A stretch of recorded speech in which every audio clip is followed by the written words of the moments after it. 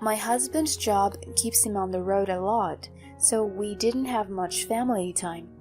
But he's super committed to his work, and I've always admired that and rolled with it. Then, out of the blue, he gave me a call. When I answered, he sounded all mixed up, saying, "Something's up with our front door. My key's not working." Without missing a beat, I said, "Oh, I moved out yesterday. I shipped your stuff over to your parents' house." "What?" I could practically hear his jaw drop over the line. "Hold on. Would you do this without giving me a heads up?" I started explaining. "It's because you..." Upon hearing my story, his voice went colder than I'd ever heard. "I'm Rachel, 33 years old. I'm a nurse, hustling every day. It's just me, my husband Josh, and our little girl Karen at home in our apartment. Josh and we go way back from our college days. He was the guy everyone noticed. Super driven, always on his game, and a total catch. I sometimes wonder how a regular girl like me snagged him. We stayed strong post-college, and fast forward, he popped the question, and we got married 5 years back. Karen popped into our lives the following year. Our daily life is pretty smooth sailing, with barely any squabbles. To an outsider, we probably look like a dream team. But there is a little wrinkle. Josh runs this small company and is all in. He works late nights. He even slept at the office when things were hectic.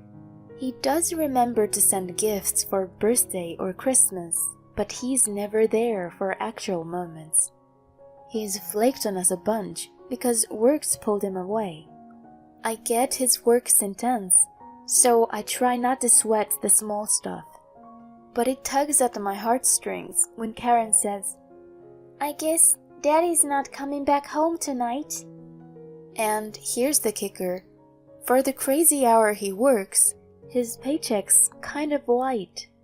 We're not scraping by or anything, but I foot most of our bills. He did once say, "Look, business is tough right now, with the economy and all. I hate dumping everything on you. I really do." I told him, "No need to feel bad. I'm just worried about you burning out." "Trust me, I'm tougher than I look. Stick with me a bit longer. Once things level out, you can ditch that grueling nurse job." He seemed genuinely remorseful, and honestly, that made me second-guess my concerns.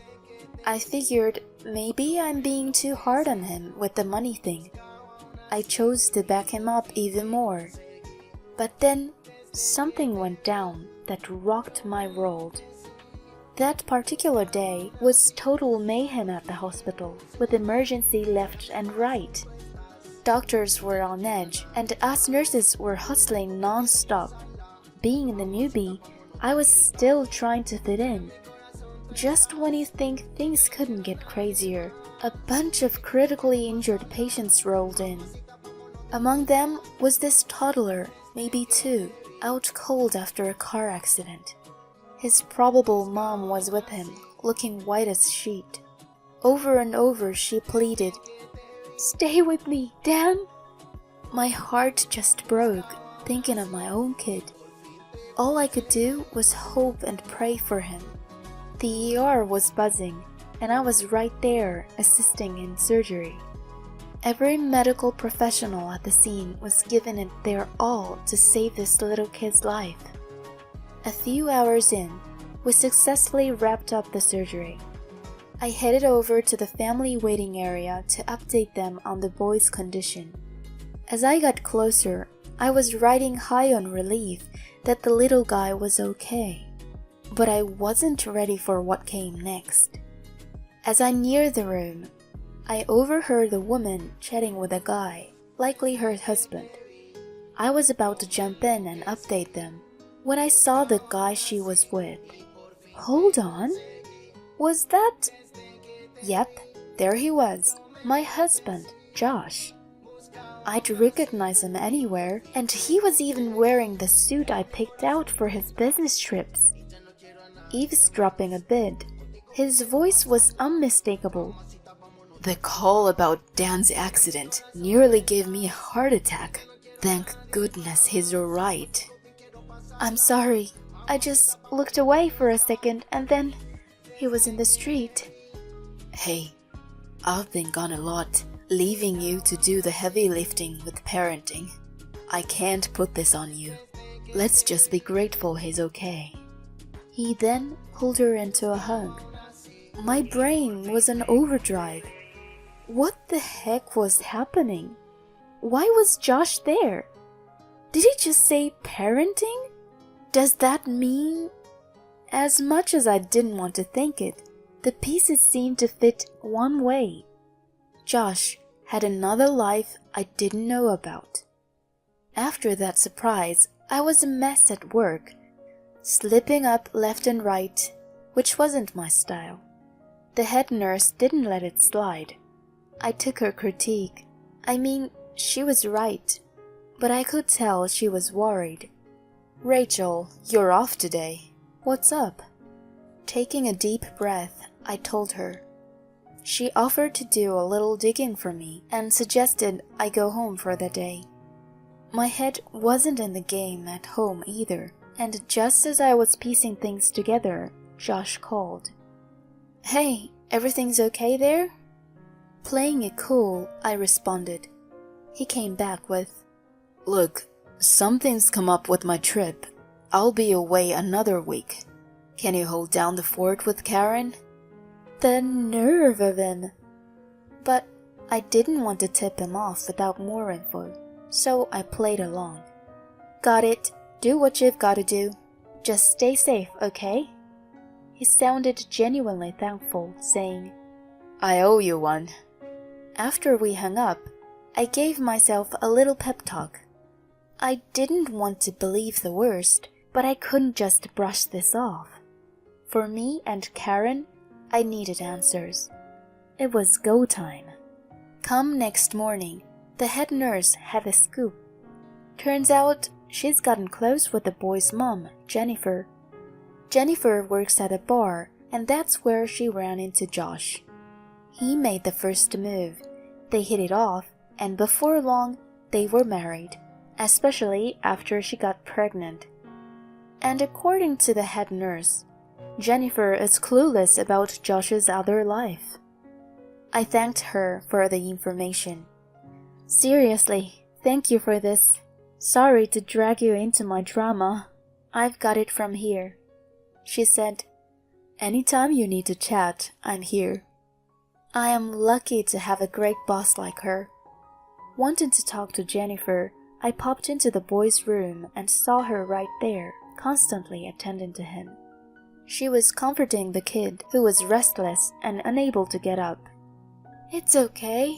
When you're all better, we'll go out and play. Even though she's involved with my husband, she's a mom first. Seeing her like that, I just couldn't blame her. I get the whole mom thing. When I had a break, I went up to her. Hi there. It's great to see your son getting better. Here's hoping he bounces back soon. Oh, Rachel, right? Thank you. I'm just so relieved he's okay. You look worn out. Make sure you're not pushing yourself too hard. How about taking a little break? I led her to the break room and decided to probe about Josh. Your husband's really there for you guys. I see him with your son daily. He's super involved. Her reply threw me for a loop. Well, he's often traveling for work as a photographer. Hold up. Photographer? Did I ever see Josh with a camera? Wait, he did buy a high-end one for Karen's preschool event. He must have spun that into this photographer story. I felt dumb for buying his line about just wanting to snap pictures of our daughter. Turns out, according to Jennifer, he's got some debt, and once that's settled, they're getting officially married. While he griped about making less due to the economy, he was also bankrolling her family. No wonder his funds seemed stretched. He was fooling me. Here I was, thinking I was helping him through tough times. It's not just me, even Jennifer got played by him. I'll never let that slide. A week later, I get a call from Josh post his business trip. He sounded totally lost. Rachel, something's up with our front door. My key's not working. Think it's jammed. Can you let me in? Sorry, can't do that. We're not there. Hold up. Aren't you off today? Where'd you go? I shot back with, We moved out yesterday. I sent our stuff to my folks' place. Your things have been shipped to your parents. Best check in with them. He sounded blindsided. What? You left? Why on earth? I heard everything from Jennifer. Juggling 2 families, huh?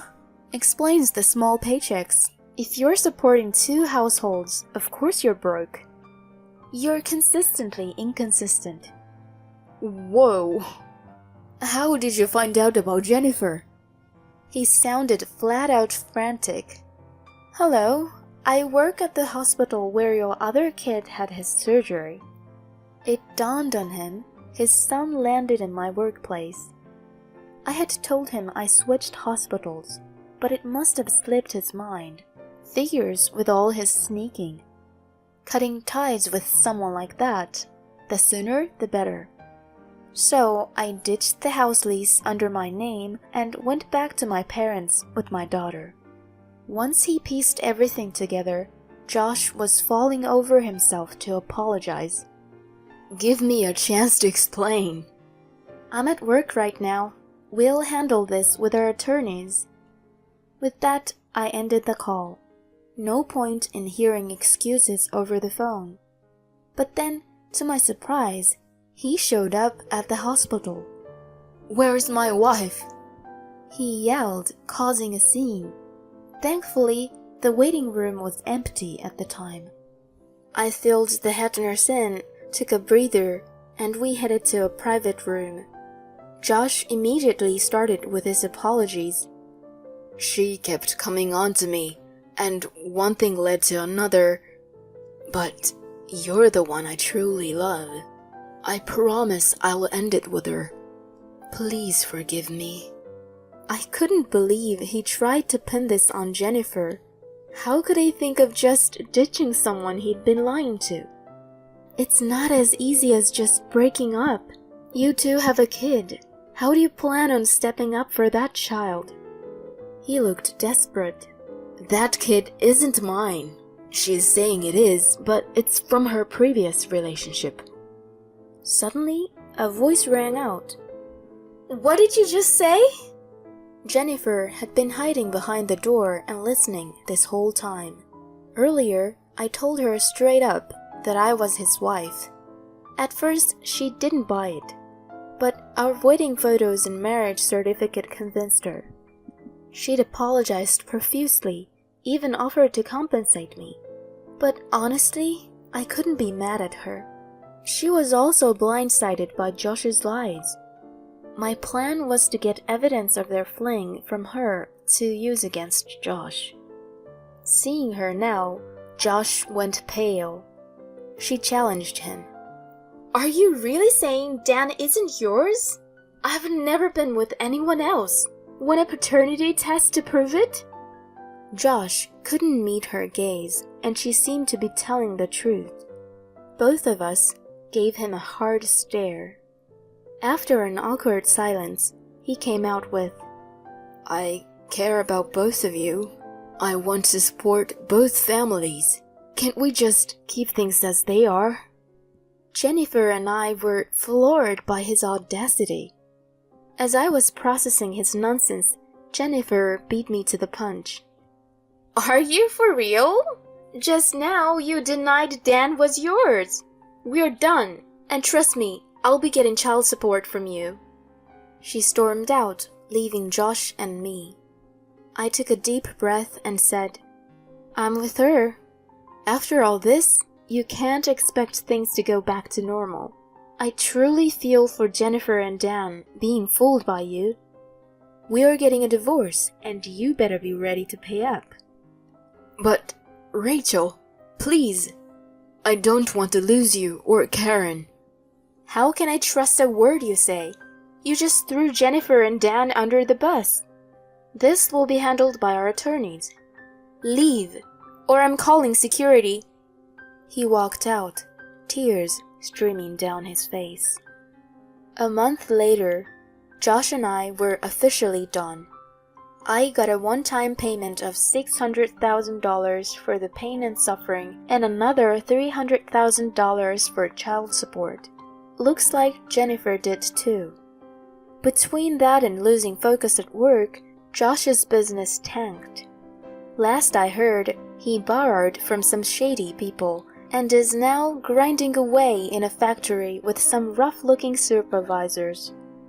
As for me and my daughter, we are staying with my folks, living a peaceful life. They dote on Karen, and she's thriving. Through all this, my main goal is to be there for my daughter and be the best mom I can be.